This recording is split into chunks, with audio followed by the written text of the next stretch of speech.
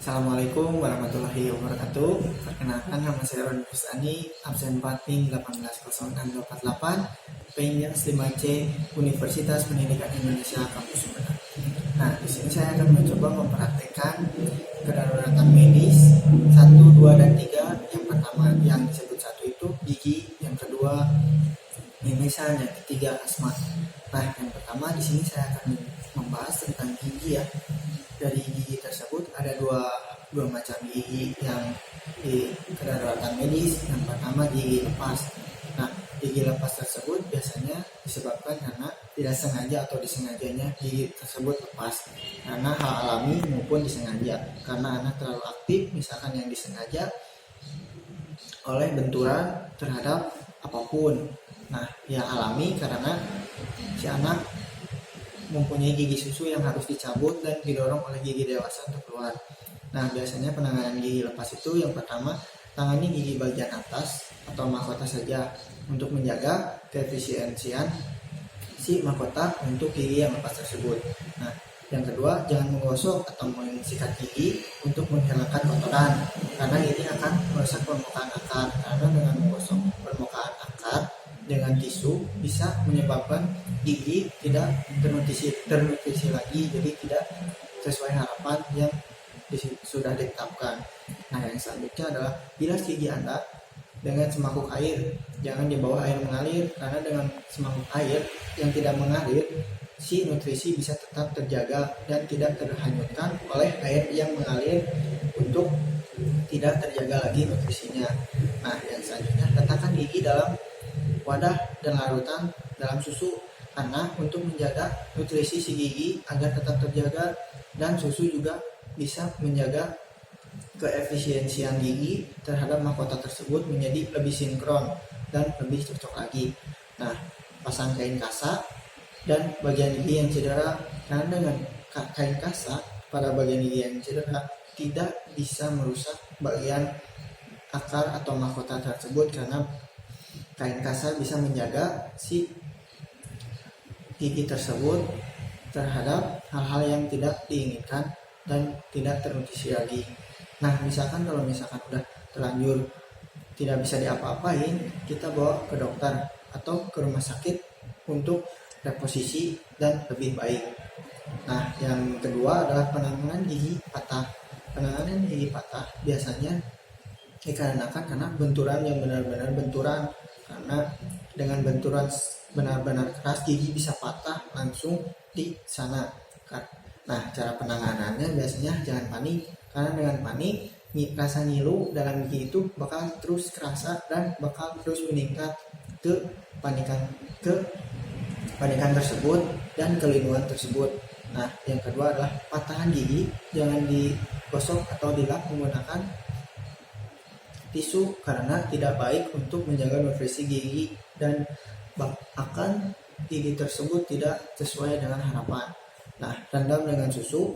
Susu punya banyak nutrien yang dibutuhkan oleh gigi dan untuk menjaga kondisi patahan gigi tetap terjaga, karena dengan susu sama bisa menjaga nutrien untuk gigi dipasangkan kembali secara bertahap. Nah, yang selanjutnya, jika tidak ada susu, simpan di dalam mulut, terutamanya di bawah lidah, karena kalau misalkan disimpan di bawah lidah, si patahan gigi tersebut bisa terjaga nutrisinya karena di bawah enzim yang sudah disediakan di bawah lidah, sama seperti susu manfaatnya.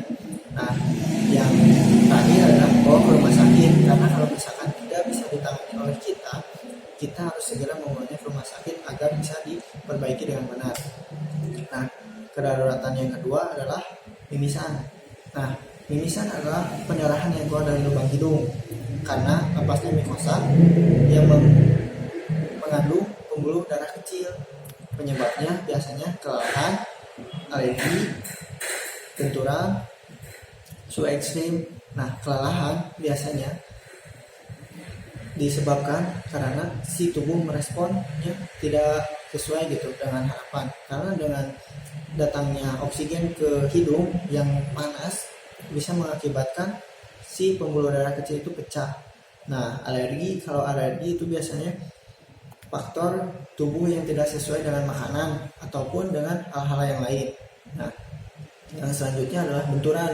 Karena dengan benturan, si pembuluh darah akan tertekan dan bisa mengakibatkan pecah langsung di sana dan mengakibatkan yang bisa terjadi lebih deras kalau misalkan lewat benturan. Nah, kalau misalkan suhu ekstrim itu biasanya disebabkan karena olahraga yang berlebihan di bawah suhu ekstrim seperti panas yang berlebih. Kita berolahraga di situasi kondisi badan yang tidak memungkinkan untuk berolahraga di suhu ekstrim. Nah, yang selanjutnya pertolongan mimisan.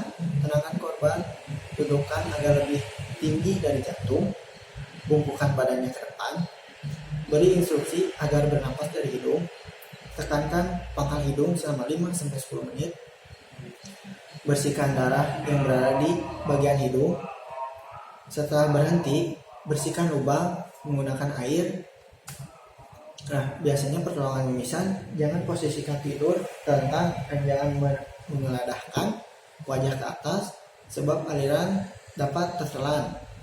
Nah, menggosok atau menggoyangkan hidung setelah mimisan berhenti bisa mengakibatkan pendarahan kembali terjadi.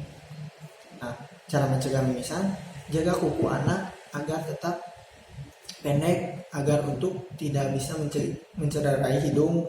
Nah, yang selanjutnya, pastikan anak-anak menggunakan perlengkapan pelindung hidung untuk menjaga hidung dari olahraga yang berpotensi menyebabkan cedera hidung.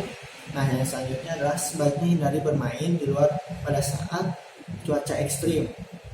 Nah, segera bawa ke dokter apabila mimisan tak kunjung berhenti, disertai dengan pusing dan kelelahan yang tidak kunjung berhenti.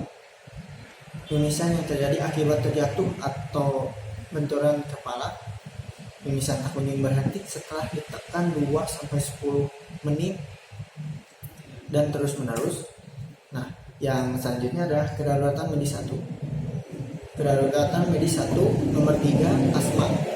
Nah, penyempitan atau gangguan saluran pernapasan biasanya disebut asma. Nah, asma ini biasanya tanda gejalanya suka menarik napas, terdengar suara tarikan napas tambahan, otot bantu napas terlihat menonjol di leher, terjadi perubahan warna kulit seperti merah, pucat, dan sinuosis dan cyanosis. Nah, yang terakhir adalah kesadaran menurun, gelisah atau merancau. Nah, penyebabnya biasanya faktor keturunan, faktor lingkungan, faktor makanan, dan sama dengan faktor cuaca atau suhu ekstrim. Nah, faktor keturunan biasanya terjadi karena dari golongan orang tua merambat ke si anak. Nah, itu yang disebut gen, yang bisa mengakibatkan tumbuhnya penyempitan tumbuhnya penyempitan asma terhadap orang tua kepada anak menjadi menurun dan menjadi turunan yang mempunyai penyakit asma. Nah, faktor lingkungan biasanya terjadi karena si anak kelelahan karena tidak sesuai dengan kehidupannya, tidak bisa bereksploitasi dengan lingkungannya, dan tidak bisa menjaga diri di lingkungan yang baru dan bisa mengakibatkan asma. Nah, faktor makanan biasanya karena makanan tidak dijaga, makanan sembarangan, makanan suka berlebihan. Nah, yang terakhir adalah cuaca ekstrim. Karena dengan cuaca ekstrim, pernapasan ke dalam hidung lalu ke paru-paru tidak stabil karena dengan panas yang terjadi akibat suhu ekstrim bisa mengakibatkan asma terjadi. Nah, penanganan asma biasanya tenangkan korban, bawa ke tempat sejuk, posisi sesuai keinginan korban, bantu korban untuk mendapatkan obat. Nah, obat yang pertama biasanya Prophylax, Ketoliten yang biasa disebut obat cair kalau istilah kitanya. Nah, yang kedua adalah Ventolin inhaler. Obat bukan obat sih, itu alat untuk mengambil oksigen dari benda kecil seperti selang yang sudah didesain untuk melakukan pernapasan ulang. Nah, yang terakhir adalah seperti tabung untuk menjaga oksigen yang di dalamnya dan disalurkan keluar seperti uap yang keluar dari tubuh kita kepada keluar lagi. Nah, ini sama seperti halnya itu. Tabung ini berfungsi untuk menjaga oksigen yang berada di dalamnya untuk ke tubuh kita dan dihirup oleh tubuh kita. Nah, sekian dari saya. Wabillahi taufiq wal hidayah. Wassalamualaikum warahmatullahi wabarakatuh.